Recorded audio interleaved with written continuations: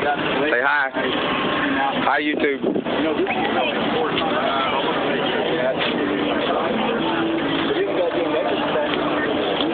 That's why it's a pretty.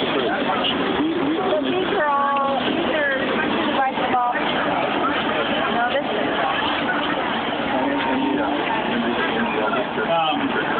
I got a tickle in my throat. I'm going to go ahead and call that quits. Thank you very much. Well, we believe that they were inspired by God. That sounds like scripture to me.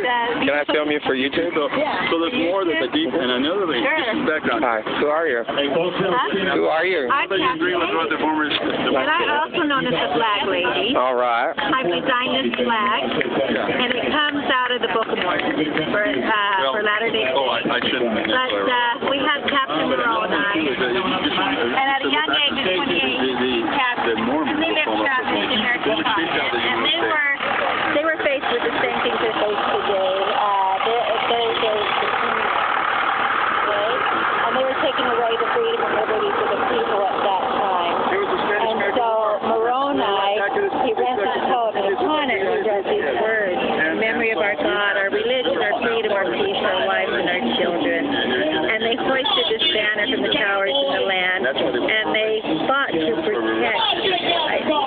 Now, they weren't the aggressors. They never started the war. But when it came time to defend these rights from the king in, they stood up and they fought, and they won. And maintained peace upon the land for quite a long period of time. That's what this is about. Awesome. Thank you. And that's the same we're fighting, trying to preserve. And this applies to all people. This is for all people. The right freedom of religion, and our freedoms and liberties, and our homes, our families, and our children. Thank you.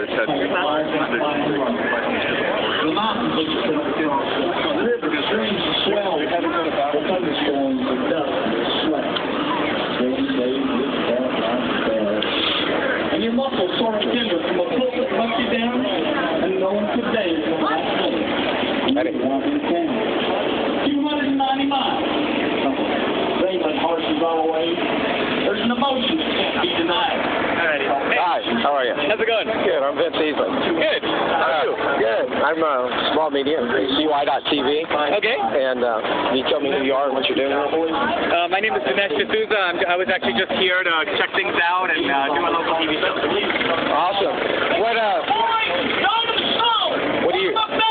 I'm a writer, filmmaker, and speaker. Great. What do you hope to accomplish by being here? Well, I was actually just hoping to meet some of the people here, the so-called domestic terrorists and Harry Reid's words. I guess I'm one. I know, and I met some 7- and 8-year-old domestic terrorists myself. They really scared the hell out of me. Well, listen, last week was pretty scary. I got here Friday. I was at all night, all the next day, and I was up on stage. So I'm probably in some AP photos. Hey, yeah.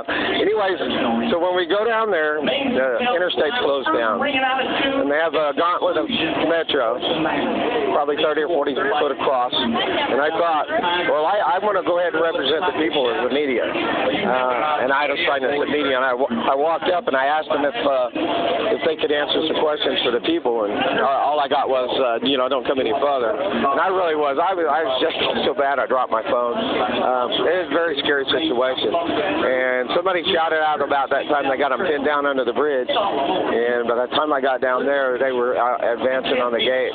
These cowboys in a line. It was like out of an old Western movie. It was really incredible. I mean, people, young and old, men, women, children, were all lined up behind the cowboys. And, I think it could have been bad. It could have, if any shots had been fired, it would have been terrible. But we stood in the face of oppression, and I think the time has come for us to stand up against the tyrants.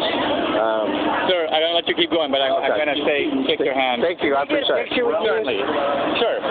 No problem. How you doing? Good. The judge turned and faced the cowboy, banged his gavel hard and he's glared at the Sergeant Holton was in charge. The cowboy's face turned dead as hell. His voice shook with his pleas. He said, I'm innocent, Your Honor. For him, for me. Yeah, I thought he supported her when my pony got away. I'm just filming. I hadn't had a thing to eat for 7 nights and days. Let me know. Would late one night upon my knees, telling the Lord not there. Certainly. What in the tempter tortoise cross? Answer to my prayers. So I hit my stick, went still and flipped together, split me up the roof, and I dangled him over that fire and had me a bowl of tortoise soup. You're going to have to rest here. Well, now the judge, he found compassion for this cowboy near in tears, so he waived the final sentence that was nearly 50 years. As the cowboy turned to walk away, the judge leaned toward the mic and says, now, wait a minute, cowboy, tell me. What does My uncle film you guys? Huh? Okay, my uncle film you guys and ask you who you are to jury game. I prefer He said it's fishy like the bullhead trout. be anonymous. Okie doke. Sweet like spotted owl. You come over just a little bit. Thank you. Thank you. Hey, don't I know you? Hey. Hey, boss. Good to see you. Is that right? You know, in this cowboy country, and I know a lot of you folks aren't familiar with it, so I'm going to help you out a little bit here tonight. We have some unwritten rules that we abide by, and sometimes you learn them the hard way. Honor your ma and your pa. Your word is your bond. Some things ain't for sale.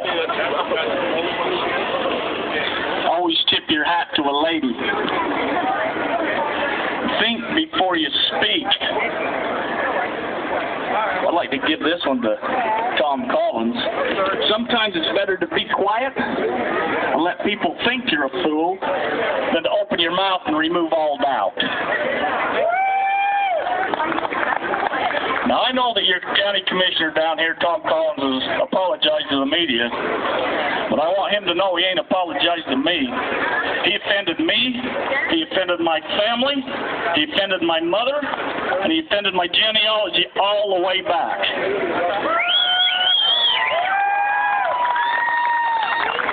So I hope that some good person out here will run against him, and when they do, they just call on me, and I'll come down and help them. I'll campaign for them.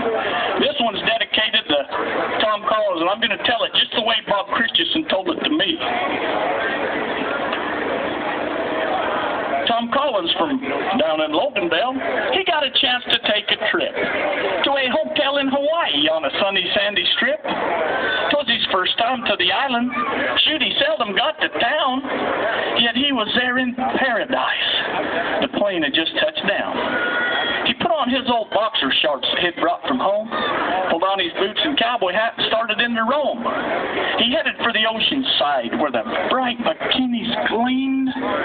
Sights like Tom, he ain't seen, leastwise since he'd been weaned. He paraded up and down the beach, provoking many stares, but the women all ignored him like he wasn't even there. But then by chance the guy he met said, well, maybe I can help.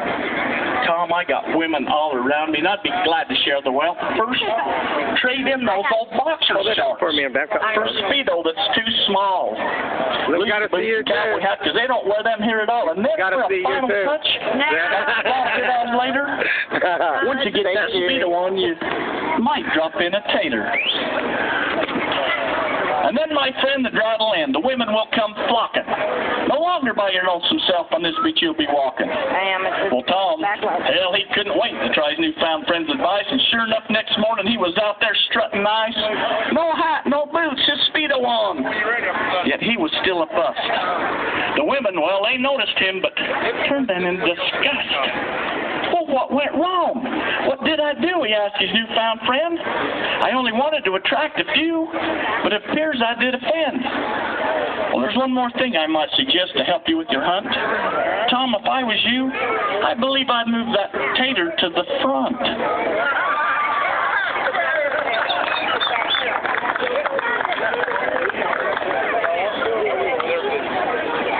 Rule number 6. Don't belittle by being mean. Now this is for Harry Reid. Okay? Now Harry Reid's got a lot of power. He's got a lot of money, which gets him a lot of friends. But once that power's gone, because he ain't going to be there forever, and once that money is gone, what's he going to have? He ain't got any friends. You look at the Bundys, how rich they are. Look at all these people that's here supporting them.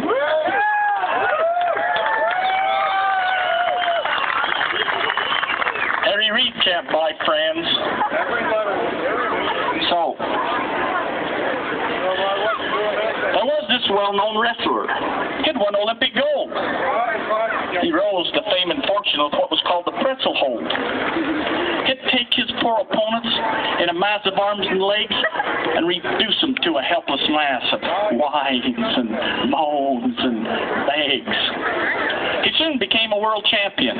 All agreed he was the best, and his manager arranged a tour throughout the great Southwest where little Harry Reid, who figured he was tough, says, "That pretzel feller ain't so hot. I've heard about enough. Why, I'll challenge that there braggart if he's inclined to fight in the Mac Center in Las Vegas this coming Friday night." Why, they turned out by the thousands to watch Harry Reid lose. They dressed him in some baggy shorts with some funny-looking shoes, and then the champ, the champ turned plumb ferocious at the first sound of the bell and commenced to teach Harry Reid about the hold conceived in hell. He knotted up his arms and legs. They both fell to the mat, and the crowd gave a collective sigh. I said the crowd gave a collective sigh. Well, that was the end of that. But wait, could this be happening? Harry Reid is on his feet. He's got that pretzel feller pinned. The champ has just been beat. The crowd erupts with wild applause. With whistles, shouts, and cheers. Yay! Boy, this is the greatest upset win in 47 years. Well, the fans, they finally settled down. The crowd, they all went home. And Harry Reid and his trainer dad are left there all alone. Why, it's a miracle, his old dad said. I can't believe you won. But I got one nagging question, Harry.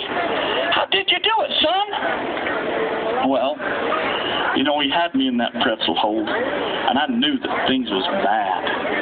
It was the most excruciating pain I'd ever had. As we lay there in that tangle of arms and legs and toes, why, they said a family jewel's come swinging past my nose. I figured it's the only way. I had to win the fight, so I grabbed a double mouthful and gave a great big bite. Well, that's it, his old dad said. He says, I see now what you mean. Why, that explains the greatest victory I've ever seen. There's one more thing, little Harry said. Between us and these here walls, a man don't know what pain is till he chomps on his own balls.